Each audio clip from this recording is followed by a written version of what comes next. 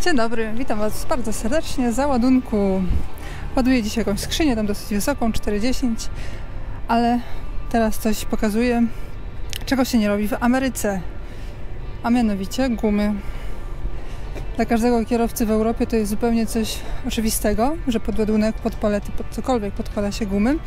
Gumy, które podnoszą współczynnik tarcia pomiędzy podłogą a ładunkiem. Dzięki temu ładunek nie będzie się tak łatwo przesuwać. Więc zobaczcie.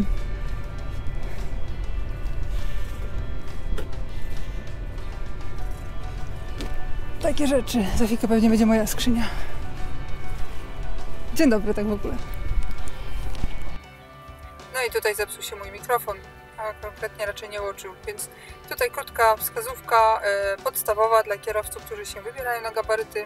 Bardzo podstawowa rzecz, a mianowicie podkładanie dwóch gum tam, gdzie jest troszeczkę niżej. Jak widzicie, na środku podłoga ma drewniane deski, które są troszeczkę wyższe niż pozostała część podłogi, dlatego na boki podłożyłam drugą warstwę gumy, tak żeby wszystko ładnie wyrównać. Gdy postawię ładunek, to guma pod ładunkiem nie będzie luźna. Guma pod ładunkiem ma być dociążona i ma się nie ruszać. Przerzucanie pasów. Skoro już mam podłączony mikrofon, to sobie pogadam. Przerzucanie pasów. Ciekawe, czy mi się uda przerzucić pas. W Ameryce miałam problemy z przerzucaniem pasów, ponieważ były 2 razy szersze i nie mieściły mi się w ręce. A tutaj 4,5 metra poszło.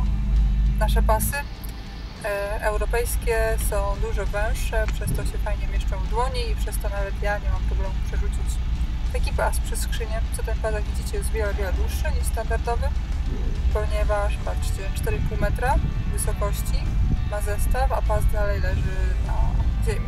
Jest tak długi, także poszło. No tak, teraz tylko który jest który. Przerzuciłam sobie pasy 2 na raz, jeden po drugim i za chwilkę się okaże, że je zepnę na krzyż i to będzie kiepsko, kiepsko. No i tak to jest, jak człowiek nie ma w głowie, to ma w rękach i nogach i musiałam sobie to ściągnąć. Bo co zrobić? Nie można robić na odwal. W końcu jestem w Niemczech. Tutaj ma wszystko działać, tak? Ma działać!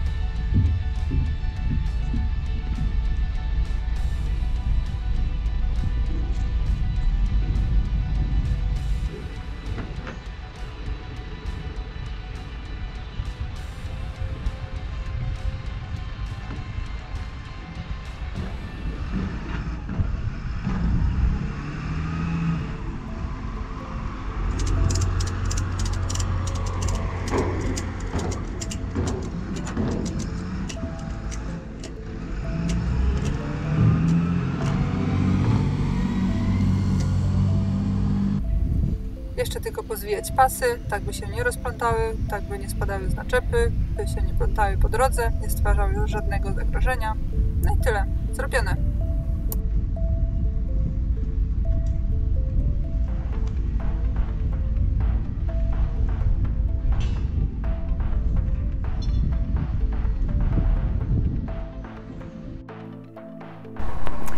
No i załadunek zakończony. Pierwszy załadunek w Europie zakończony. Teraz Wam pokażę co i jak to zrobiłam, co, jak, dlaczego. Wczoraj na rozładunku spotkałam kierowcę, powiedział: o, kręć, oglądam Twoje filmy, bo sam się przymierzam do gabarytów, to pokazuj co i jak, będzie łatwiej startować później. Więc w sumie na pewno są tutaj tacy z Was, którzy są potencjalnie zainteresowani. pracą na gabarytach, więc pokażę Wam teraz, jak pozakładałam te pasy, co, jak i dlaczego. Że jak pójdziecie sobie na gabaryty, na początek na pewno zawsze jakiś mały zestaw, dużego od razu nigdy nie dostał, żeby po prostu uniknąć małych, głupich błędów. Jak wiadomo, zawsze chodzi o szczegóły. Więc tak, po pierwsze to taki ładunek trzeba jakoś wyhamować. Najfajniej jest, gdy można sobie go doprzeć do kłonic. Ale niestety tak się nie dało. W tym wypadku ładunek miał być na szerokość naczepy, ale często też tak bywa, że w papierach ładunek ma inne wymiary niż w rzeczywistości. Zgadza się długość ładunku, zgadza się wysokość ładunku 4,10. No nie zgadzała się szerokość ładunku, ale to nic. Bo co? Bo na firmie dali mi takie belki. Zrobili takie belki gwoździami na szybko. Zaparli o kłonicę. Ładunek nie jest do końca doparty, bo nie był ładowany ani suwnicą, ani dźwigiem, tylko widlakiem i sami wiecie, jak to jest. Ciężko jest często tak zrobić idealnie. Ludzie na widlaku z kolei nie mają dużo wolnego czasu, więc zawsze starają się jak najszybciej zrobić i jak nie wychodzi, to zostawiają jak jest, ale nie narzekam, to jest ok. Jeszcze przybili to, dołożyli tutaj kilka gwoździ, więc jest ok. No. Rzadko jest tak, żeby ładunek się układał idealnie pod możliwości zabezpieczenia, bardzo rzadko. No i tak, teraz to, co Wam wcześniej mówiłam o gumach, widzicie, wszystko jest fajne, wszystko tam fajnie leży, ten środek jest widać w powietrzu trochę, bo ładunek nie jest aż tak ciężki, żeby to doprzeć, no ale z kolei, gdybym zostawiła tylko jedną gumę, to ładunek opierałby się tylko na środku, na samym środku, czyli na tej desce podłogowej i z dwojga złego wybrałam to, że ładunek opiera się, stoi na bokach, a nie na środku. Gdyby opierał się, że tak powiem, na brzuchu, to mógłby się troszeczkę kiwać. A ta skrzynia i tak jest w ogóle taka miękka, że lepiej, że on stoi, opiera się tak, niż o tak. Tak będzie mi bezpieczniej w czasie jazdy, więc wiecie już co jak z podwójnymi gumami. Pasy wszystkie założyłam z tej strony, klamry oczywiście z prawej strony, na wypadek tego, że gdyby się coś odpięło i miało spaść, to lepiej na pobocze niż na środek. Chociaż oczywiście to nie jest zasada, bo tu różne rzeczy się dzieją, ale pasy bardzo rzadko się odpijają w praktyce.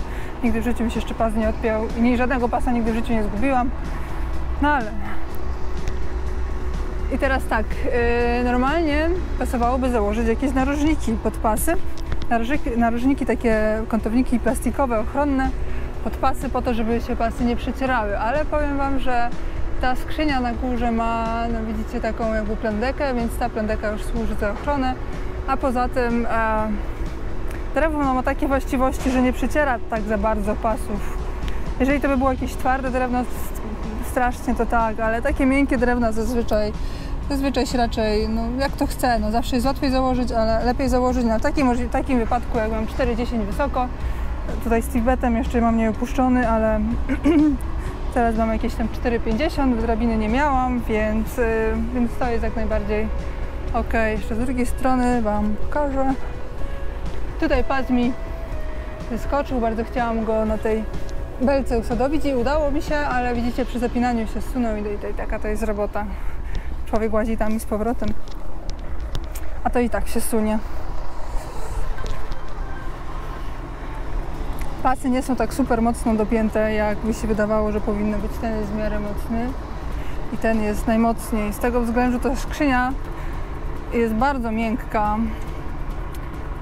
Tego raczej na wideo nie widać, ale ona się po prostu gnie. Gdzie się jej to aż za bardzo, ja już widzę w lusterku, że ona jest taka, widzicie, z tej strony jest wklęsła, przez to, że ją docisnęłam, a z tej strony jest taka wypukła wklęsła. W lusterku wyglądało, by była wklęsła, znaczy wypukła, z tej strony widać, że jest wklęsła. Ona cały czas będzie pracować w czasie transportu i obawiam się, że jak będę jechać patatajką, jakbym ją tak mocno naprężyła, to ona by w końcu strzeliła, jakby mi się wszystko rozpadło, więc skrzynia waży tylko 2 tony, więc de facto wydawałoby się, że pasów jest zdecydowanie na wyrost, ale przecież nie tylko od tonażu się dobiera ilość pasów, ale tak samo od długości ładunku. Więc ale w sumie, gdyby patrzeć od długości ładunku, to dalej jest za dużo tych pasów, ale tak to lepiej wygląda. Więcej pasów, policja się nie będzie czepiać, nie będzie się interesować. Jest tak, jak powinno być. No takie ładunki też zawsze jest dobrze, no każdy ładunek jest zawsze jak najlepiej wyhamować. No ja jedyne co na hamowanie mam tutaj tą belkę, No, takie ładunki często, skrzynie, ładunki często mają uchwyty pod łańcuchy, czy pod pasy, czy w ogóle pod zabezpieczenia. Ta skrzynia nie ma niczego, więc to jest jedyne, co mogą zrobić. Mogą jedynie tak jakoś zaprzeć. Tu są narysowane łańcuchy, jak powinno się zabezpieczać, no ale widzicie, to jest taka po prostu chyba standardowa dykta, czy ja wiem, co to jest, sklejka. Nie ma tam u góry żadnych uchwytów na nic, więc tu jest środek ciężkości oznaczony. No i tak, co by było tyle, co? 4,40 będę mieć wysokość, gdy opuszczę trochę podłogę. Pierwszy raz będę jechać, więc w sumie to nie wiem, jak to ją opuszczać. Chyba tak zrobię, żeby było jakieś 15 cm nad ziemią. Chyba powinno starczyć, więc teraz już idę odpoczywać. Mam 9 godzin pauzy. O 10, czyli o 10:15, 20 będę mogła ruszać. O tej godzinie przyjadą do mnie niemieccy piloci, bo moje zezwolenie określa jasno, w jakich godzinach mogę się poruszać i jakie są warunki jazdy. I tak, jadę autostradę, muszę być pilotowana przez pilotów. Nawet nie czytałam, czy jednego, czy dwa, ale bardzo możliwe, że i z przodu, i z tyłu, bo być może będę musiała jechać pod prąd, pod wiaduktem. Tutaj w Bremerhaven jest taki dosyć niski wiadukt kolejowy. I szczerze powiedziawszy, ja wiem, że przychodzą, bo że rozmawiałam z chłopakami i mówili, że tam przychodzi 4,40, no ale tak wiecie, jak się patrzy, to się wydaje, że 4 nic więcej, ale tak, skoro tak określę zezwolenie, to tak na pewno jest. Jedyne, co mogę zrobić źle, to mieć za wysoko TIFBET i wtedy będę wyższa niż w zezwoleniu i co? No i to by było tyle. Nie wiem, czy tutaj kierowca gdzieś ma wtyczkę do mierzenia wysokości, czy nie. Wiecie, jak to się przychodzi na czyjeś auto, to się nic nie ma. No i nic, tak po prostu na oko zostawię 10 cm do jazdy i tyle powinno mi wystarczyć jak najbardziej do autostrady. Wracając do gum antypoślizgowych, to jak myślicie? Jest to przesada, czy jest to jak najbardziej potrzebne? Ja Wam powiem, że jak przyjechałam do Kanady i zaczęłam robić jakieś tam pierwsze załadunki takie na placie i się zapytałam pierwszy raz, no a gdzie są gumy? No, jakie gumy? Co to są te gumy? Ludzie w ogóle nie wiedzieli, co to jest. Więc no, nie używałem tego tam za bardzo, żeby nie powiedzieć wcale. No, wszędzie nie byłam, nie mogłam powiedzieć, że wszędzie, no ale jak patrzyłam na parkingach czy tak dalej, to nie widziałam ani razu na żadnym parkingu, na żadnym placie podłożonych gum pod ładunek. No więc na początku byłam taka oburzona, no to jak to? Wytresowana przez Niemców, jak to bez gumów jechać. Ale później, wiecie co, tak popatrzyłam, no wszyscy jeżdżą i się nic nie dzieje.